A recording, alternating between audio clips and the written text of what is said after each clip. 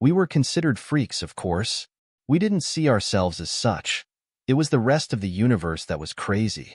Who would have thought that planets with liquid water could support life? Liquid water. You might as well swim in liquid nitrogen while you're at it. So there we were, silicon-based creatures in a carbon universe. The only reason anyone would talk to us was that we could manufacture their star drives at 1/10 of the cost. That was probably why they were even slightly civil, though you could tell they wanted us gone as fast as possible. So, we kept to ourselves as much as we could. We, like most sapients, are social creatures and would have enjoyed acquainting ourselves with these strange, cold people. But it seemed their hearts were as cold as their worlds. No sooner had we entered a system than we were told to leave, unless we had something to sell, because their habitats couldn't be adapted to our needs. Early on, we didn't mind. We told them we had our ways of compensating for the vast comfort zone gulf and asked for somewhere isolated to take care of the installation. Then came other excuses. Our generators were too high energy, and if one malfunctioned, it would be catastrophic. We ran simulations showing it wouldn't be any worse than one of theirs blowing up. Still, it was too risky, they said. We don't have anywhere for you. What about that desert over there? We don't have any isolated areas, and on and on. Pretty soon, we got the hint, gave up trying to make friends, and settled for making money. We were used to our galactic status as useful freaks by the time humanity entered the stage. They were not too different psychologically from other species, more rambunctious than most, but likely because they were still relatively new to the idea of a larger universe and had all the energetic curiosity of a child. We were sure they would calm down after a century or two once the amazement wore off. We didn't get much gossip, but it was evident that these humans were unusual. Instead of growing up and taking their place on the galactic stage, they continued to explore for exploration's sake and engage in activities considered hedonistic and wasteful by the galactic community. The humans responded to this attitude with what I understand to be a gesture of extreme insult, extending their middle fingers, and continued as they had before. Though having met a few, I personally think they took a certain malicious pleasure in spitting in the eye of authority. We got here by following our desire to explore and discover, they said, and now that we're here, you want us to turn around and adopt an attitude that would have kept us planet-bound until the sun blew up? No thanks, or something to that effect. It was inevitable we would run into each other, if only because their starship's engines needed replacing, and we had cornered that market long ago. In retrospect, we shouldn't have been quite so surprised that it went the way it did. They had heard of us and been warned away. But when you need an engine, you need an engine. So, I found myself in front of a video screen with a human. Like all carbon life, they looked bizarre, though at least they were vertically symmetrical. Apparently, my appearance was even stranger to the human than it was to me. It leapt out of its chair, cursing vehemently and invoking a deity. As per established protocol, both sides of the exchange were muted, and the translators were the only conduit for audio. But I didn't need a direct line to know the human was yelling at its fellows, though to what end, I could only guess as the only noun it used was untranslatable. In less than 10 minutes, nearly 20 humans gathered around the screen, all using the untranslatable word in reference to me. Understood. Would you like us to install it, or would you prefer to do it yourselves? The human's mouth twitched upwards on one side. You probably know more about what needs doing than we do. If you're willing to install it, that would be fantastic. The other humans started murmuring in excitement. I could only guess, but it seemed so about how amazing it was that an untranslatable would be working on the ship.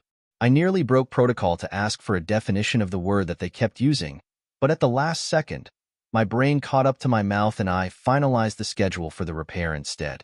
The repair went reasonably well. Their alpha ring was indeed badly corroded and would have blown out after their next jump, so we replaced it and sent them on their way. I was rather puzzled by their attitude, but I put it out of my mind as an anomaly to look into later. It was only a year later that the next human ship pulled into our yard. I was on communications again and deeply torn between established protocol and my curiosity about what they saw when they looked at me. The burly human's eyes seemed to grow to twice their size as it looked at me. Well, damn. If Jose wasn't telling the truth, there's real untranslatables in the universe. Habit locked down hard, and I requested the purpose of their visit. It was a simple repair, So simple that I was fairly certain they had deliberately sought out our shipyard to verify whatever they had heard. Not long after that, we began to get human ships on a fairly regular basis. While we weren't very far off the popular route, stopping at one of our yards, unless absolutely necessary, was all but unheard of naturally. Some of us began getting suspicious that either humans were up to something or one of the other civilizations had put them up to something. What they were up to exactly depended on who was telling, but it was always a different agenda. For the most part, I ignored the half-schizophrenic ramblings of the rumor mill, preferring to research all I could about human culture and history, hoping to come across the word they kept using to describe us but had little luck. I became fluent in their lingua franca, though given the physiological differences of our mouths, pronouncing anything was next to impossible. It appeared those fleshy flaps in front of their teeth play a large role in all their languages. Lips, I believe, makes intelligent conversation more difficult than it's worth. I rather wish I had found the courage to ask for a definition sooner. It would have made what happened next far more understandable. When the human ambassador arrived, the yard erupted in panic. That a species had regular contact with us was unheard of already. That one would actually send someone to talk was treading the border between a fever dream and outright impossibility.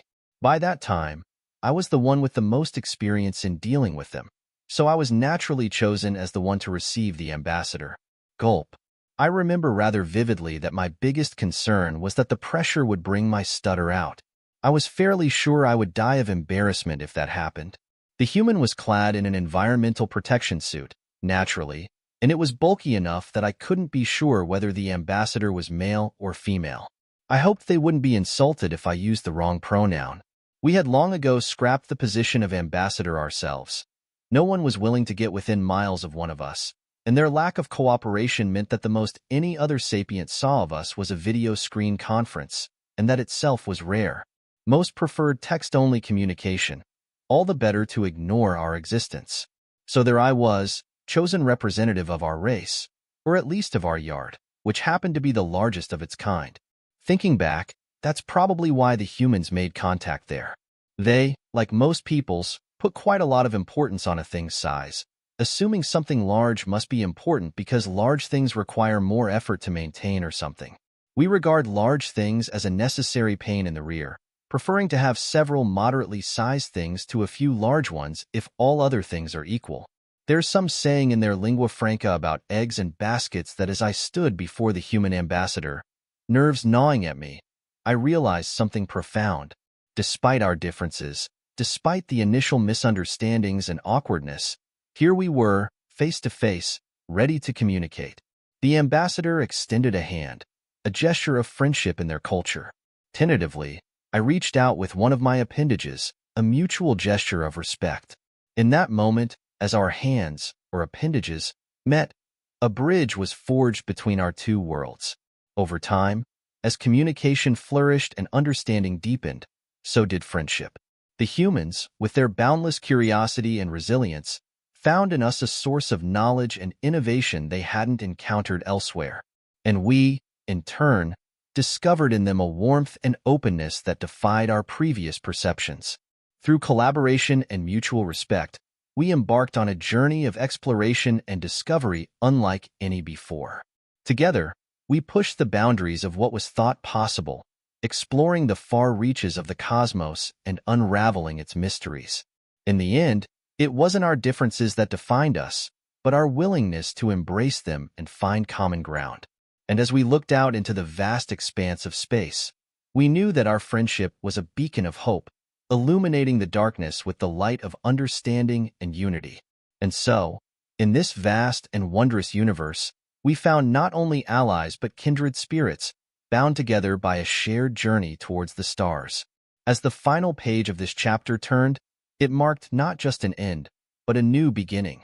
A beginning filled with promise, adventure, and the enduring bonds of friendship forged across the cosmos.